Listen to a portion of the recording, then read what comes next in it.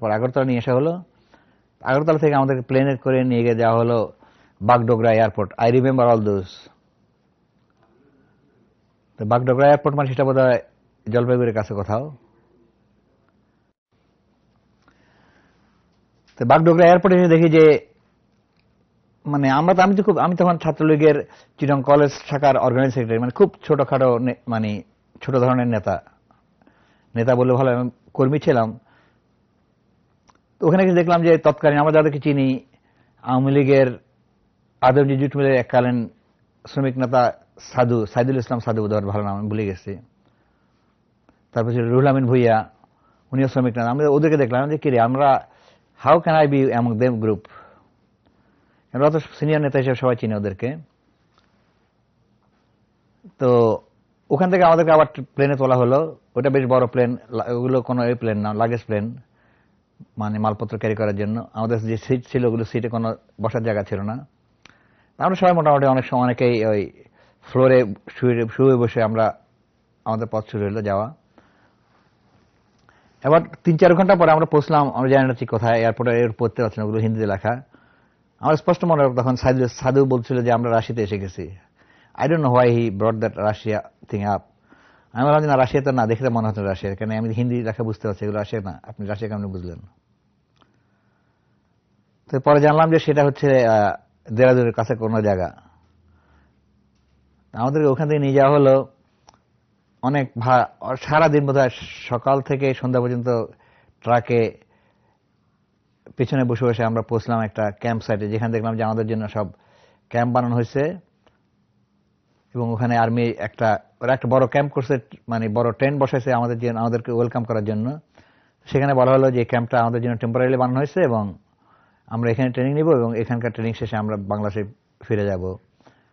এবং এরপর আমাদেরকে বলা হলো যে এই জায়গায় মানে this is not a perfect place for a camp either, তোমরা এখানে সাপ পেতে পারো, স্করপিয়ন পেতে পারো। এই জিনিসগুলো অনেকের ভালো লাগে না। এবং হয়েছে কি, আমরা অ্যাকচুয়ালি কিন্তু আমাদের ট্রেনিং শেষ করে এসে অনেকে রুমে যখন আসছি, টেন্টে ঢুকছি, বালিশের নিচে অনেকে সাপও পাইছে। তো আমাদের ভিতরে একটা মোটামুটি বিক্ষোভ বাঁধলো। ওরা অনেকে বললো যে আমরা দেশে গিয়ে যুদ্ধ করে মরতে চাই, নট বাই বিচ্ছুর কামড় বা সাপের কামড় খাই মরতে চাই না। তো আমরা সবাই অনেকে আপত্তি করলো যে আমরা এখানে ট্রেনিং নিতে চাই না জায়গায়। তো পরে আমাদেরকে একটা মানে পাকা বিল্ডিং এ ট্রান্সফার করলো। সেটা বোধহয় একসঙ্গে ওদের আর্মির কোনো ট্রেনিং সেন্টার ছিল, জায়গাটার নাম টান্ডুয়া, TANDWA।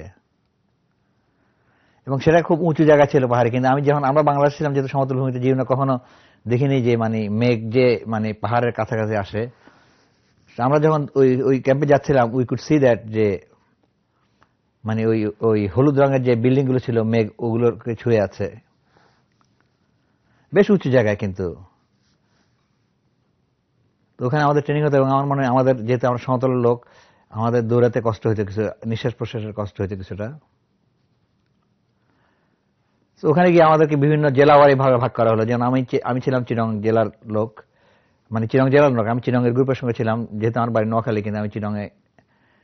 চিরং জেলার লোকজন সব এক জায়গায় ক্যাম্পের একটা বিল্ডিং এর কিছু অংশে। আমাদের সঙ্গে ছিল আবার ঢাকা লোকজন এবং আমাদের পাশে থাকতো, আমার এখন মনে আছে, আমরা তখন একসময় শেখ মুজিবের বডিগার্ড ছিল মহিউদ্দিন ভাই ছিল, বা ওর ছোট ভাই ছিল আমাদের সঙ্গে, তার খসরু মন্টু সেলিম, ওই তিনজনও ছিল আমাদের সঙ্গে ঢাকার ক্যাম্পের। তো ওখানে আমাদের ট্রেনিং ছিল সকালে। আমাদের জন্য ওখানে আমরা যাওয়ার পরে একটা বড় মানে কমন রুম মতো বানানো হলো। ওখানে শেখ মুজিবের ছবি আঁকা হলো একটা। আমাদের সঙ্গে একটা ছেলে ছিল, ওর নাম শিবনারায়ণ চক্রবর্তী। আমরা যারা ঢাকা ইউনিভার্সিটি পরে ওরা সবাই ওকে চিনবে, শিবুদা। তো শিবু কিন্তু বাংলাদেশের পতাকা প্রথম বানিয়েছে। আমি জানি না শিবুদা কি অবস্থা আছে এখন। তো শিবুদা সেখানে শেখ মুজিবের একটা সুন্দর ছবি আঁকে দিয়েছিল, সেটা আমাদের ওই কমন রুমে ঝুলানো হতো। আমরা প্রত্যেকদিন আসতাম ওখানে, বাংলাদেশের জাতীয় সঙ্গীত বাজানো হতো এবং আমরা বাংলাদেশের নিউজ টিউজ সব শুনতে পারতাম। আমাদের এখানে মাঝে মধ্যে ভারতীয় মুভি দেখানো হতো বা ওয়ারফেয়ার উপর বিভিন্ন মুভি টুভি দেখানো হতো। সব আমাদের জিনিস একটা বেশ ভালো আড্ডার জায়গা ছিল। আমাদের নর্মাল রুটিন ছিল যে সকালবেলা ঘুম থেকে ওঠার সঙ্গে সঙ্গে আমাদেরকে মগে করে 1 কাপ করে চা দিয়ে যেত, চা এবং রুটি বা কিছু একটা। আমরা সেটা খাওয়ার পরে আমরা আমাদের প্যারেডের জন্য লাইন ফলোইন হইতো, আমাদের লাইনিং হইতো। ওখানে আমরা মানে এক্সারসাইজ করে ট্রেনিং করে এরপরে আমাদের রেগুলার ডেইলি এক্সারসাইজে বাইরে যেতাম। ওখানে একজন অফিসার ছিল আর্মির, মালহোত্রা নাম, মেজর মালহোত্রা। সে কিন্তু দেশ স্বাধীনের পরে চিটং আসছিল। তো he was very dedicated to train us, এবং সে বলছে আমি তোমাদেরকে ভালো মতো ট্রেনিং দিতে চাই, যাতে করে তোমরা ওখানে গিয়ে পাকিস্তানের সঙ্গে মানে এমন অবস্থা যেতে চাও না যে you are not qualified to fight with them. এবং আমরা মাঝে মাঝে উপরে খুব বিরক্ত হতাম, because he was pushing us too hard, he use to always push us too hard to the extreme.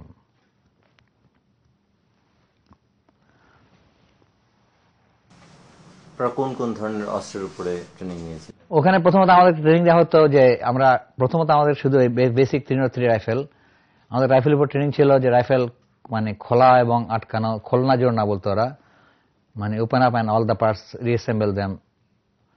তারপরে আমাদেরকে এক্সপ্লোসিভের উপর ট্রেনিং দেওয়া হতো। এক্সপ্লোসিভ আমাকে প্রচুর ট্রেনিং দেওয়া হয়েছে, মানে এই যে কিভাবে এক্সপ্লোসিভ বৃষ্টি ডেমোলিশ করার জন্য এক্সপ্লোসিভ লাগাতে হয়, কিভাবে ডেটোনেটরকে ফায়ার করতে হয়। আমাদের বেশ কয়েকটা টিম ছিল, এক্সপ্লোসিভ টিম ছিল একটা, তারপরে ওই রেডিও কমিউনিকেশন একটা টিম ছিল। আমাদের সঙ্গে কিছু লোক রেডিও কমিউনিকেশন টিমে ছিল।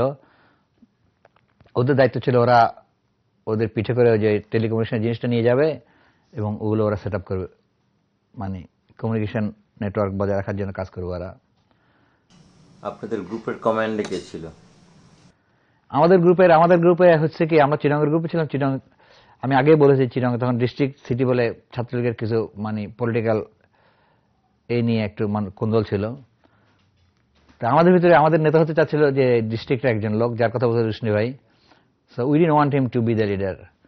যার জন্য আমরা বুদ্ধি করলাম যে যখন আমি জানি যে আমাকে বলা হয়েছে আমাদেরকে জিজ্ঞেস করা হয় যে হু ইজ ইউর লিডার, তার মানে আমরা যে কোনো একজন লোকের নাম বলে দিব, যাতে করে কেউ তার অপোজ করবেন সেখানে। তা আমাদের ভিতরে এক ভদ্রলোক ছিল, ও মেডিকেল কলেজের ছাত্র ছিল, এখন সে বাংলাদেশ মুক্তিযোদ্ধা সমিতির আওয়ামী লীগ সমর্থক, ওটার মধ্যে সভাপতি জাফর ভাই, এবিএম জাফরুল্লাহ।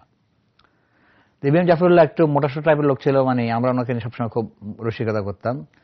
উনি যখন ঘুমাতো ওনার পেটটা ফ্লোরে পড়ে থাকতো লেগে, আমরা ওনাকে মাঝে মধ্যে ওই ওনার ওই যে চাদরটা ঘুমাতে আমরা চাদর সহ নিয়ে তাকে বাইরে ফেলে দিয়ে আসতাম। উনি আমাদের বেশ রসিকতার পাত্র ছিল। তো যখন আমাদেরকে মেজর মালহোত্রা জিজ্ঞেস করলো যে তোমরা কাকে লিডার বানাতে চাচ্ছ, আমি প্রপোজ করলাম যে জাফরুল্লাহ। সো জাফর ভাই আমাদের লিডার হয়ে গেল। এনিওয়ে, জাফর ভাই যদি ইন্টারভিউ শুনে কিছু মনে করেন, আপনি জানেন এখানে this is what it is. আপনারা কতজন ট্রেনিং নিয়েছিলেন একসাথে এখানে? ওখানে আমরা বোধহয় 50-60 জন ছিলাম চিরাঙের গ্রুপের, আমার এক্সাক্ট মনে নাই। তবে এই কথা বলাতে আমার একটা কথা মনে পড়লো, আমরা যখন বিকেলে ফিরতাম ট্রেনিং শেষে, আমরা খুব ক্লান্ত টায়ার্ড থাকতাম বেশ, মানে তার রাত্রেবেলা কে যেন আমাকে ঘুম থেকে তুলে বললো যে তুললো, বলতে তোর চিটাং থেকে আরো 2 জন লোক আসছে। এত টায়ার্ড ছিলাম যে আমার যে আই ডোন্ট কেয়ার কে আসছে, ওদের সঙ্গে আমরা আর ঘুম ভেঙে ওদের সঙ্গে দেখা করার কোনো ইয়ে নাই। তারপর দিন যখন সকালে ঘুম ভাঙলো, চাটায় আসলো, দেখলাম যে যারা 2 জন আসছে, আমি থাকতাম চিটাঙের চকবাজারের জয়নগর বলে আমাদের একটা অঞ্চল ছিল, ওখানে দেখি যে ওখানে দানুভাইকে অনেকে হয়তো চিনবে, সেই আমলে, আওয়ামী লীগের আমলে, আওয়ামী লীগ না সরি পাকিস্তান আমলে। আমাদের একটা আড্ডার জায়গা ছিল, আমরা বলতাম সবুজ রেস্টুরেন্ট, ওখানে দানুভাই সহ আমরা সবাই বসতাম। তো কথা ছিল যে মোনায়েম খান তৎকালীন পূর্ব পাকিস্তানের গভর্নর, মানে চকবাজার রাস্তা দিয়ে যাবে, তো হি বট এ নিউ পেয়ার অফ শু, এবং সে ওই রেস্টুরেন্ট থেকে ঠিক টাইম মতো বাইরে আসে মোনায়েম খানের গাড়ি যখন আসতেছে, and he just threw his shoe onto Monam Khan's face, এবং তাকে ওখানে অ্যারেস্ট করছে, এবং I think he became famous in Bangladesh, Monem খানকে জুতা মারছে দেখে ওই ছেলে। তো দানুভাইকে বললাম, তো দানুভাইকে দেখে খুব খুশি লাগলো, দানুভাই জড়া ধরলাম দেখে, এবং আমার সবচেয়ে আশ্চর্য আসছে যে আরেকজনকে দেখলাম যার খবর আমি অনেকদিন পাইনি, আমার খবর পাই, দেখি আমার বড় ভাই শেষ আসলে, আমি তুই এখানে কোথেকে আসলি, কেন of all people I didn't expect him there, যে সে কোনো পলিটিক্যাল ইনভলভমেন্ট ছিল না, এবং খুব মানে নর্মালি সাধারণ সোজা ছাত্র ছিল। তা আমি ওর থেকে আমার আব্বার খবর পেলাম, আমার ছোট ভাই খবর পেলাম যে কে কিভাবে আছে, কেন আমি ওর থেকে খবর পেলাম যে ওরা জানতো যে বোধহয় আমি মারা গেছি, কেননা দেশে গিয়ে কেউ বলছে যে চকবাজারে নাকি আমার লাশ পড়ে থাকতে দেখছে, হুইচ ওয়াজ ফলস। এবং সে কিন্তু আমাকে দেখে, আমি ওকে দেখে যতটা খুশি হয়েছি, বাট সে আমাকে দেখে তার চেয়ে বেশি খুশি হয়েছে।